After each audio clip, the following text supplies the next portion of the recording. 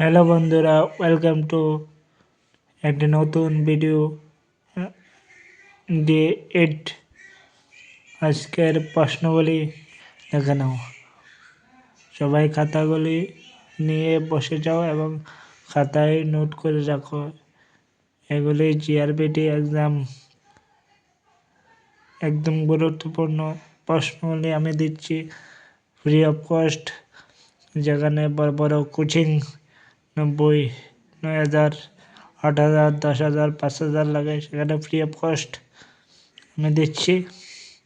তোমরা সবাই লিখে নাও। রবীন্দ্রনাথ ত্রিপুরায় আসার জন্য আমন্ত্রণ করেন কে? রবীন্দ্রনাথকে ত্রিপুরা আসার জন্য আমন্ত্রণ করে কে? মহারাজা রাধাকিশোর মানিক্য। রবীন্দ্রনাথ ত্রিপুরাকে নিয়ে রচিত কাব্যগ্রন্থ কোনটি? ভগ্ন হৃদয়। ভগ্ন হৃদয়। রবীন্দ্রনাথ শেষবার এসেছিলেন কবে হবে? কত সালে?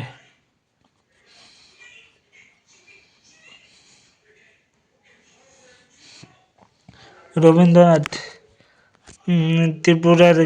ত্রিপুরাকে নিয়ে লেখা উপন্যাসটির নাম কি? ত্রিপুরাকে নিয়ে উপন্যাসটি লেখার নাম হয়েছে রাজর্ষি, এবং নাটক মুকুট এবং বিসর্জন। সেগুলো ঘুরিয়েও আসতে পারে। রাজর্ষি, মুকুট, বিসর্জন। ত্রিপুরা সুন্দরী মন্দিরের প্রতিষ্ঠাতা ও স্থাপিত হয় কে?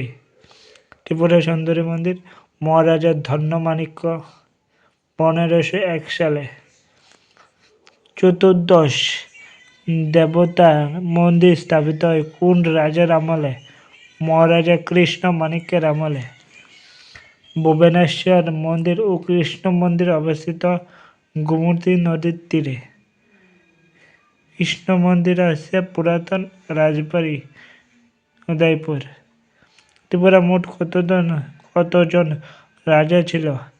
184 জন রাজা ছিল। তোমরা এগুলি লিখে নাও, কালকে একটা ইংলিশ ক্লাস দেব। তোমরা এগুলি লিখতে পারো এবং একটা প্রশ্নের উত্তর দাও। ত্রিপুরা মনু নদীর দৈর্ঘ্য কত? সেটা সবাই কমেন্ট করে বলে যাও। Thank you.